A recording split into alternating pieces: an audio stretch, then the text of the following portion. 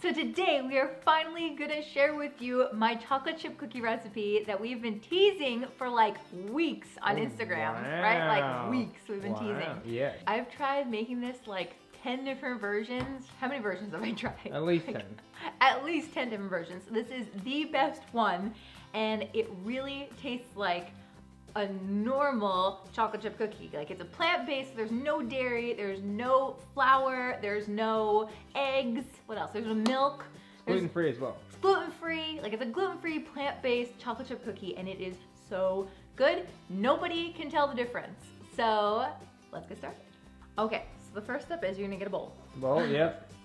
And you're gonna add 1/3 cup of organic brown sugar and 1/3 cup of organic cane sugar.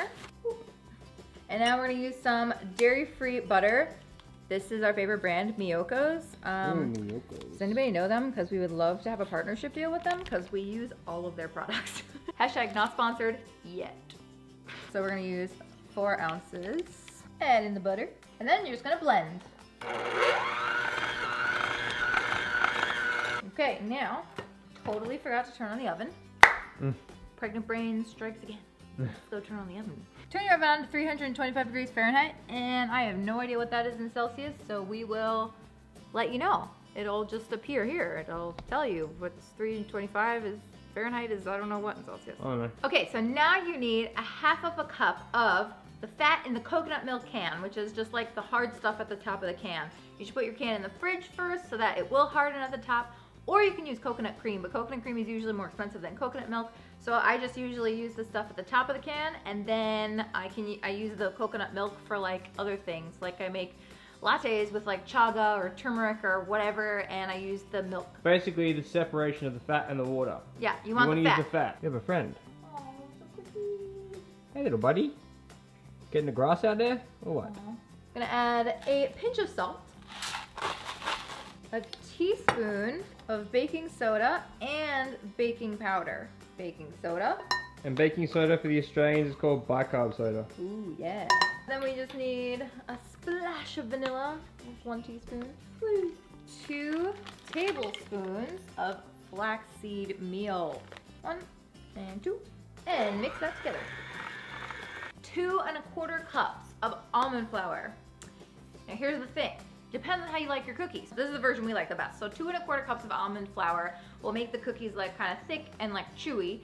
Whereas if you do 2 cups of almond flour plus 1/4 cup of just like a gluten-free flour, but not almond flour. Like a bonza bean, baba bean, Anything any kind that's of... just like all-purpose gluten-free flour, that will make the cookies thin and crispier. So it's like up to you how you like your chocolate chip cookies. You start with just 1 cup, blend that in.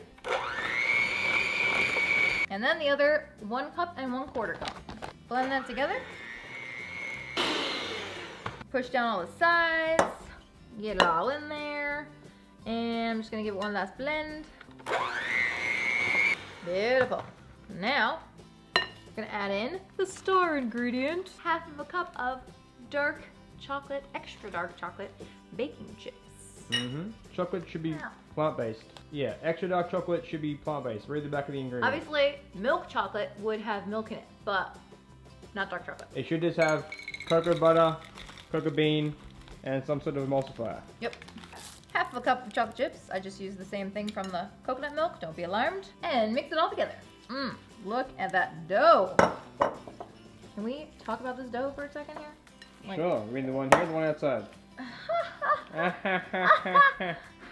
That's pretty good, Adam. I know. And you know what the best part about this dough is, right? You can obviously eat it. Oh wow. Because no eggs. Oh wow. Okay, now I'm just gonna use a cookie scoop and put it on some trays. Let's do You it. can use parchment, you can use baking mat, baking mat, whatever you want. Beauties. Okay, Adam, this cookie's for you. Well, I'm like, got the perfect shot, and then you go and put it somewhere else. So I just had a flashback to why I started to try and make my own chocolate chip cookies, and it's because I was like having a total craving for chocolate chip cookies before I was pregnant. I just really missed having chocolate chip cookies. I went and Googled and typed in plant-based chocolate chip cookies, vegan chocolate chip cookies, and I tried 3 different recipes, and all of them were not good. Like, just, bleh.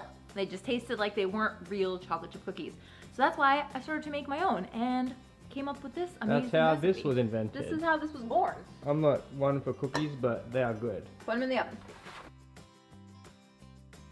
22 minutes.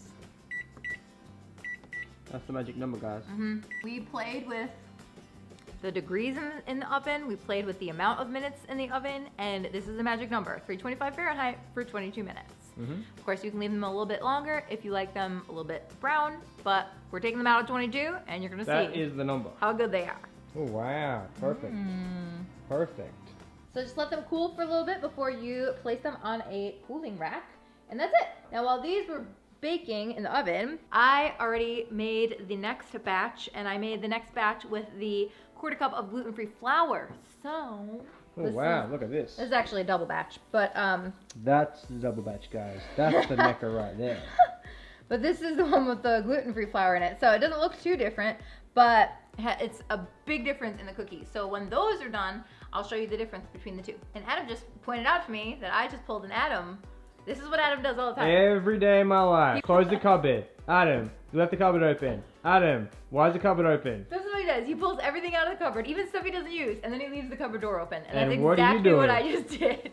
After 4 years, it's finally rubbed off. I couldn't find the gluten-free flour. You are becoming me. It's okay.